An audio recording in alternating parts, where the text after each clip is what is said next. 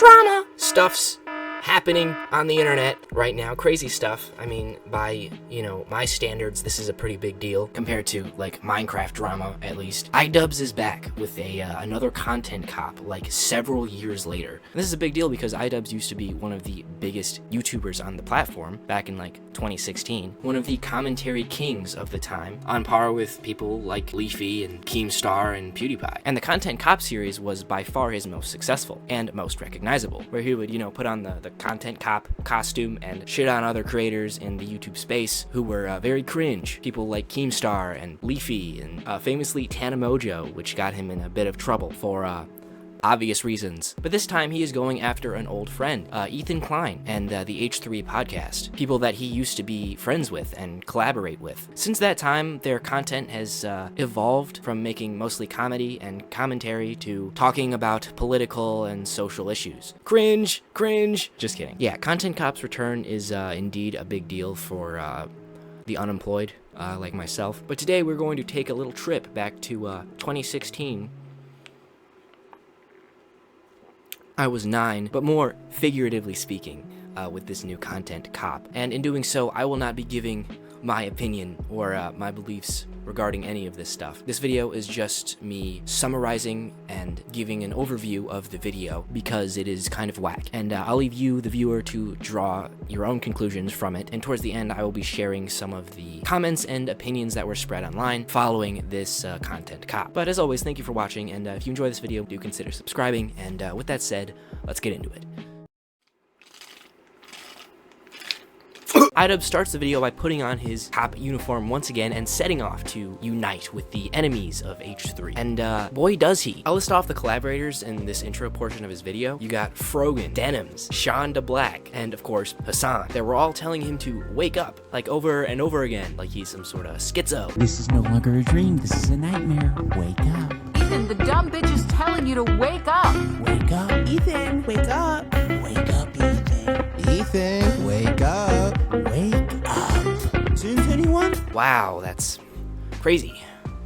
When the intro's over and he finally gets going, he talks about how he could have never expected to make a Content Cop on H3. He claimed that the only way he could see himself making one was if he lost the plot. But instead, he says that Ethan lost the plot. He talks about how he believes that Ethan isn't very knowledgeable on the subject he feels so passionately about, especially when compared to Hassan. He plays several clips that shows Hassan talking about the situation compared to Ethan. I would say that Hassan was very well equipped to talk about that topic. Palestinian people living in the West Bank are subject to these horrific conditions, horrific living conditions by the state of Israel, America's greatest ally and the only democracy in the Middle East, if you ask Republicans and even liberals. Well, that dance he invented was so kick-ass. iDubbbz then describes a situation in where an individual who used to work for him would tweet some pretty nasty things about Ethan and his wife on Twitter. Now, my former editor of a year and a half ago did say some truly mean shit. He called Hila the C word. He said they're trying to kill their dog with cheddar cheese and a bunch of other shit, I'm sure. Ethan, at some point, discovers that iDubbbz's former editor says this horrendous shit about him and Hila. He talks about the toxic members of his community who seek out this criticism of Ethan and his wife Hila. Hila? Is it Hila or... I'm sorry, I need to look that up. I think it's Hila. I think it's Hila. If it's not Hila, I apologize. He talks about the toxic members of Ethan's community who seek out criticism of him and Hila to show it to Ethan just to make him upset and, quote, burn bridges with his friends. Why is there so much work being put into discovering this guy on Twitter who's barely getting any interactions, linking him to me and posting on the Reddit, when there's no work being put into who the fuck is the person on the Reddit who's posting this in the first place? If you do a little bit of research, it seems like it's an account whose intention is to make Ethan crash out. iDubbbz admits that what his former employee said was wrong, but that it was essentially fair game because shit-talking is essentially Ethan's job. This leads iDubbbz into talking about the personal remarks that Ethan has directed towards him. In a clip from the H3 podcast, Ethan throws shade at iDubbbz and his wife Anissa for not standing up for Ethan and Hila when that former employee insulted them. Anyway, this guy was saying shit like that Hila's a Nazi, that she kills kids, that she went on like, she's a IDF baby killer, all this types of shit. And that's showing up right up on Anissa's and iDubbbz's feed. My good fucking friends who I stood by after all these fucking years can't find a spine to speak up. You know why? Because they'll get murdered.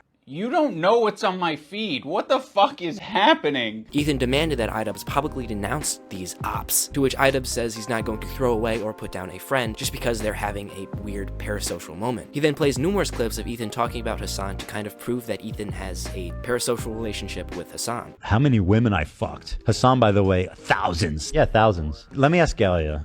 These shoes do not go. I'm sorry. Oh my God. Hasan's the type of dude who watches himself in the mirror when he has sex. Watching me on a 30-second delay on your stream. Wait, how does he know I'm watching already? iDubbbz also reflects on his relationship with Ethan, claiming that the things Ethan said about standing up for him when iDubbbz wouldn't do the same made the relationship feel transactional, like Ethan was only friends with him to get something out of it. iDubbbz brings this up a few times throughout the video, but mostly referring to a time when Ethan was complaining that iDubbbz and Anissa weren't standing up for Ethan and his wife. And certainly, I don't think they're any fucking friends of mine based on the text conversation I had with them too before I even talked about it. So I have nothing. I don't need any fucking halfway friends, man. I thought the text conversation that I had with him was very empathetic. I basically just said, like, I know you and Hila are experiencing a ton of harassment, and I essentially empathize with that, and I think there's something positive to get out of the conversation. But he refused to talk on the phone unless I was willing to publicly say something about my former editor and denims. As much as you don't want halfway friends, I also don't want that kind of halfway friend. I don't want someone who's going to give me like an ultimatum to have a conversation. Ethan would complain that iDubbbz was actively following people that criticize him. This includes people like Denims, Frogan, and Adam McIntyre, who is another person.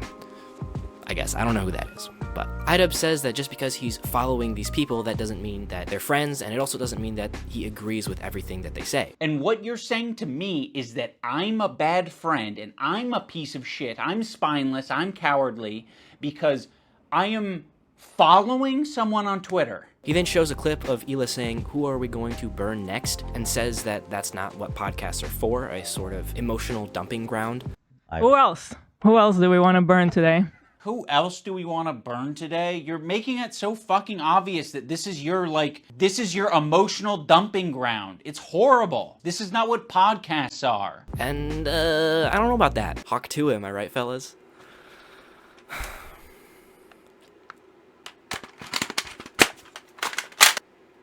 Now we're going to talk about the BDS list. We're going to start off with Frogan because obviously this is like as bad as it gets. If you're following Frogan, that can only mean that you're anti-Ethan. He also creates a kind of chart showing by Ethan's standards who is against him or not. Oh, this is not a good start. Love of the H3 podcast. You are following Frogan, so that means that you are anti-Ethan. Sam, Morg Pie, friend of the show. Olivia, Ian, Daily Dose of Internet is anti-Ethan? Jesus, this is fucked up. Pokimane, comment etiquette. Oh shit, Asmongold's in here? Asmongold follows Frogan? No, Asmon! The top box is people who follow people Ethan doesn't like. We're going to want to avoid these creators at the top of the list, but one tier below them are the creators who associate with them. They're essentially endorsing all of their statements. The second box is people who associate with people he doesn't like. You'd think that Hasan would be on the top of the BDS list, but that's not the case. Hasan provides additional value for people. Ethan can turn a blind eye to people collaborating with Hasan because that's what he did. You gotta be the lowest of the low to be associating with the Frogans and the Denims of the world. To associate with Hasan, that just makes sense because he's famous. Also, Ethan still follows Hasan on Instagram, so Hasan is in his feed. And that's showing up right up on Anissa's and iDubbbz's feed. And the last box is people too famous for Ethan to go after. You have this other tier of creators that exist below Hasan but are still anti-Ethan. But Ethan really doesn't want to bring your attention to these ones because it's kind of unpopular, you know? A lot of them are famous. It's no coincidence that Ethan stays silent when these powerful, popular men are supporting Hasan. It's because Ethan is a coward. He's a bitch-made coward. iDubbbz points out how Ethan doesn't want to burn bridges with people who can get him somewhere because of how famous they are. So here's the button. You've got a video and you've got an audio. We're hitting both. Now let's talk about the button. Ethan got this button, or kill switch, as a response to the controversy with Cutie Cinderella. The button was the next big takeaway from iDubbbz's video. He goes over how the button was added to allow Ethan to say what he wants that might be controversial. So he presses the button to make it seem a bit more ironic and not so to be taken seriously. iDubbbz turns this into a metaphor for how Ethan avoids taking actual accountability for his actions instead of giving himself the opportunity to learn from his mistakes. I don't think he's unique in hitting the button. I think if all of us had buttons, we'd hit the button all the time. But if you don't have it, you operate differently. You think about what you're saying. You maybe plan for your show a little bit more. You maybe say, I'm not going to have my podcast be an emotional dumping ground for today. You instead say, ooh, it's important that we stay on topic. He uses the button to take away from the severity of his words. iDubbbz draws a similar comparison when referring to Ethan's use of the term goblin mode.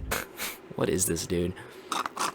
Also, the H3 community and Ethan himself use the phrase goblin mode all the time to excuse a lot of his shitty behavior or make it seem less bad. iDubbbz then describes Ethan's behavior as a sort of lust for power. Ethan, the reason the internet got behind you when you were being sued by Matt Haas or when you were being sued by Ryan Kavanaugh is because people saw you as the underdog. They saw you as the guy who's defending the common man. I'm suing, and I cannot wait for you guys to read it. At the moment, we are writing 3 complaints for 3 people. You are doing the classic rich asshole thing. You have a deficit of friends, you have a surplus of enemies. How he's gone from using his fortunate position for good to threatening his critics with lawsuits and calling some pedophiles and anti-Semites. But you also have a surplus of money, so what can you do? You can use that money to bully and intimidate people. iDubbbz also describes Ethan's feelings for Noah Samsen, showing Ethan being overjoyed at hearing his team found dirt on Noah, going so far as to slip up and accuse him of assault, when this ultimately turned out to be a bad breakup after a bad relationship. Is this a new thing? This is a new thing. This happened during the show.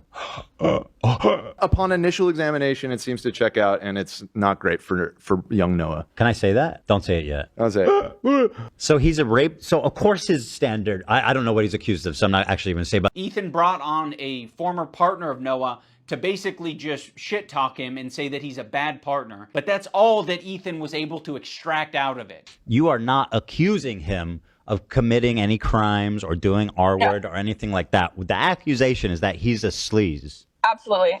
Noah Yeah. Samsen, as far as I know, is not a rapist. Fuck you to Noah Samsen. He also points out how Ethan didn't have a problem with Hassan's controversial behavior until it became about this one specific topic. I was already getting uncomfortable with our partnership. I started to wonder if I had any idea who this guy actually is. You made how many episodes with Hassan? Like, this guy made a fucking program with the biggest mega leftist on the platform. Now he's acting like he was tricked and he was incapable of figuring out what this guy's beliefs were. Bro, I didn't make the fucking leftist program. You did. You made fucking, what, 60 some odd episodes of this shit? For hours talking to this guy? You didn't have a problem with any of it until... Oh. iDubbbz also talks about how Ethan writes off Hassan's actions at the time of their collaboration as jokes, highlighting that Ethan only selectively cares about a person's actions when he finds it convenient. Ethan talks about being aware of Hassan's 9/11 comments and then sort of leaves it at that. Like it was just a joke. Actually, I think Ethan describes them as edgy moments or jokes. America deserved 9/11, dude. Fuck it. I'm saying it. Now, to be clear, I knew about all these edgy and controversial jokes at the time we made the show together,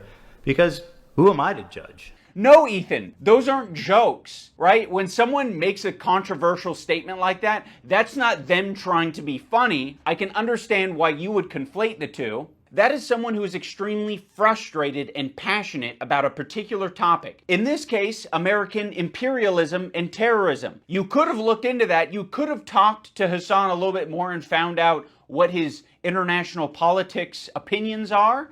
But you wouldn't even need to do that. You can look at it online. iDubbbz makes the case that these aren't jokes, but rather controversial statements made out of passionate disdain for American imperialism, which is probably the most optimistic take on that clip, for sure. Bold stance there, but go off, Queen. Oh, another thing I need to mention. There was a tier list. It was called the Who Can Say Habibi tier list. It was presented at TwitchCon as like a panel that was just meant to be lighthearted and fun. And Ethan Klein saw that, and he decided that it was anti-Semitic. iDubbbz also talks about the Arab tier list and how Ethan made it seem anti-Semitic and got creators banned for 30 days. He claims that the tier list was not anti-Semitic. Ethan just thought Sabra hummus was a racist dog whistle when it wasn't. Like a minute of this was dedicated to Ethan talking about Sabra hummus. I guess. I don't know. iDubbbz wraps up the video by bringing on a psychologist who says Ethan just looks like he needs a hug. If you're wanting me to comment on the overall behavior or the recent behavior from the clips that you have shown me, I believe that Ethan is a good person and that eventually he will feel sorrow and will feel sorry and will apologize, and I will be there to evaluate that apology when it happens, which I know it will. This brings iDubbbz back to his point of trying to make Ethan seem lost, like he needs to wake up and not be scared and defensive anymore. When Psychology in Seattle was watching these video clips of Ethan, he said that it looks like Ethan could just use a hug. Ethan deserves all of the criticism that he's getting. I think it's very valid, but I also think at the end of the day, we should acknowledge that he's human because he is human. And he is in a situation that's making him extremely scared, paranoid, defensive, sensitive. He brings on the folks that he featured in the intro, plus Noah Samsen, minus Hassan, to all say something nice about Ethan Klein. The video ends with Ethan a long time ago admitting he's been in a dark place, getting defensive and acting nasty whenever he's criticized. Slipping into a very unhealthy place where it's gotten worse and worse, and I get criticized more and more, and I get more defensive and more hold up, a feeling of almost infallibility, that I could take anything on. It led me to make a lot of mistakes, and then when I was criticized for those mistakes, then I would act extremely defensive and nasty and not really processing them in a healthy way. So he kind of tries to end the video on a positive note, talking about how he thinks Ethan still is a good person at his core, but has just lost the plot. Look at me. I'm in the corner.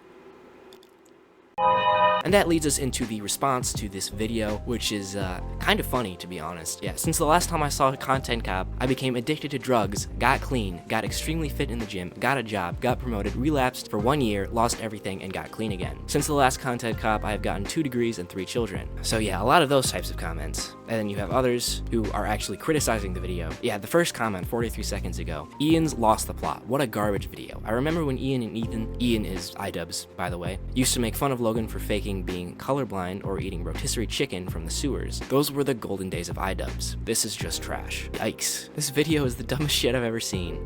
330,000 dislikes. Holy, there's no way. Does it actually have 330 dislikes? It's 4.5 million views already. I don't know how accurate that is.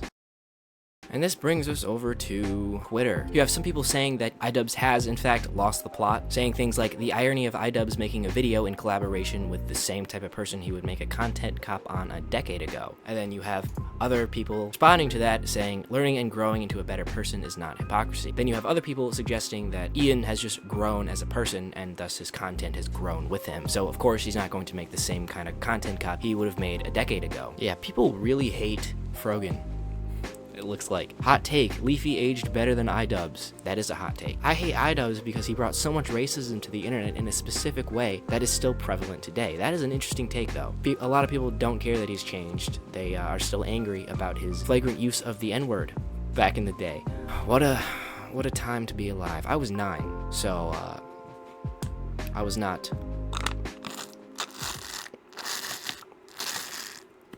you know, saying the N-word. Well, that's iDubbbz's new Content Cop. It was quite interesting. This whole situation has been crazy to watch. I mean, you have creators bringing characters and entire YouTube channels back from the dead just to shit on each other. That is like another level of generational hate that I don't think we've ever seen before on YouTube, or we might not ever see again on the platform. It's kind of hard not to be the least bit impressed by the stubbornness of these creators. It's been interesting to watch, to say the least. And that's all I have to say on the situation. This has been my overview and summary of the new Content Cop episode by Mr. iDubbbz. If you enjoyed it, please subscribe. I'm thinking about making other objective summaries and overviews of videos like this going forward. I think that's a type of video that is sorely lacking on the platform these days. But let me know what you think about this whole situation down below. And with that said, thank you for watching and have a wonderful day.